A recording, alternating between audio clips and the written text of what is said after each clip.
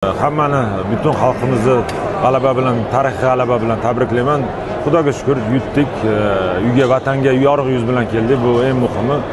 Albatta o'yin oson bo'lmadi. Tayyorgarlik ko'rdik. Albatta hamma narsani bilgan holda maydonga chiqdik, kurashdik va eng muhimi oldimizga qo'ygan vazifani bajardik. Jahon chempionatiga chiqdik va million muxlislarimizni, xalqimizni xursand qilganimizdan xursandmiz. Temur aka, futbolchilik faoliyatingizda ham mundialga juda yaqin kelgandinglar, lekin murabbiy sifatida bunga va bosh murabbiy sifatida bunga erishish taassurotlari qanday bo'lyapti? Endi albatta taassurotlar menimcha hozir ayta olmayman, chunki juda baxtli insonmiz. Har bir futbolchimdan g'ururlanaman, chunki har bir futbolchi maydonda, har bir o'yinda kurashdi. Mundialga chiqamiz deb harakat qilishdi. O'shaning uchun birgalikda bunga amalladik. Xursandmiz. Nafaqat biz, muhtaram prezidentimizdan tortib butun xalqimiz bilan birgalikda, chunki ularni qo'llab-quvvatlashi bizga katta motivatsiya kuch berdi va biz o'z yo'lida albatta harakat qildik. Ularning ishonchini oqlash. 10-iyunda Qatarga qarshi o'yin bor. Bunga tayyorgarlik qanday kechadi? Endi albatta tayyorgarlikni ko'ramiz. Albatta hozir baribir xursandchilik oldimizda turibdi, baribir kechadan beri bugun ham o'ylaymanki yana 2-3 kun bor, yaxshi tayyorgarlik ko'ramiz. Bu yutuq barcha xalqimizniki. Xalq xursand bo'ldi. 34 yillik orzuni amalga oshirdik. Nima deydi, to'g'risi telefon, Instagram, Facebook hammasi nima deydi, yozishga uni uspet qila olmadik, to'g'risi. Keyin post qilib qo'ydik, hammaga rahmat deb. Endi yoza olmasangiz ko'pchilik xafa bo'ladi. Endi ichki hissiyotlarni tasvirlab berish bu juda qiyin, to'g'risi. Bitta futbolist bo'lib, shu maydonda harakat qilgan odamgina tushuna oladi bu narsani. To'g'risi hozir endi ota-onam borib, ota-onam bilan gaplashib, his-tuyg'uni ota-onadan olamizda inshaalloh. O'tkir, bilasizmi, o'yindan oldin qanaqadir o'zingiz qanaqadir so'z berdingizmi? Qanaqa siz o'zingizni tayyorladingiz? Chunki 6 ta seyf va oxirgi daqiqalardagi o'sha to'pni qaytarishingiz bizga haqiqatan ham mana shu yo'llamani taqdim etdi.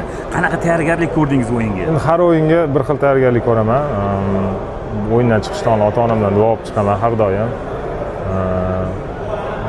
Endi nima deydi, bu важный etapligi uchun oxirgi mana shu nima deydi, ertaga hal qilib kelishimizni уже Dubayga borganimizdan уже bolalar bilan gaplashib, уже nima deydi, yana ham kuchli motivatsiya olib shu o'yinga tayyorgarlik ko'rdik. Allohga shukr, Alloh yuzimizni yorug' qildi.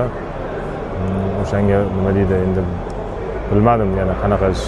Endi darvozabonlar ishi gol qo'yavermash, nima deydi, bu gol qo'yavermadik. Raqib futbolchilarni demak qanaqadir oldindan zarbalarni kutgansiz va ruhan tayyor bo'lgansiz. Yo'q, shu Jamol akaga aytdi, ana shu legionerlarni har penalti tepada, shtrafni hammasini tepishlarini nareska qilib berdilar. Men ko'rib chiqdim, shu nima deydi, kim qanaqa tayyorgarlik ko'rib, tepish hammasini ko'rib chiqib, analiz qilib chiqdik. Umuman o'yin haqida yana ozgina to'xtalib o'tsangiz, chunki juda qiyin, futbolchilar, himoyachilar qanchalik sizga yordam bera olishdi o'yin haqida. O'yin ko'rdingiz, issiq, juda harorat baland. Biz borib yerda tayyorgarlik ko'rib, bir hafta davomida tayyorgarlik ko'rdik. Juda issiq edi, влажность baland. Himoyachilar bilan ko'p risk qilmashga kelishdik, to'g'risini aytsak. Ikkinchi zonada обороnatsiya qilib, varatamizga yaqin olib kelmashga shuni kelishib olgandik.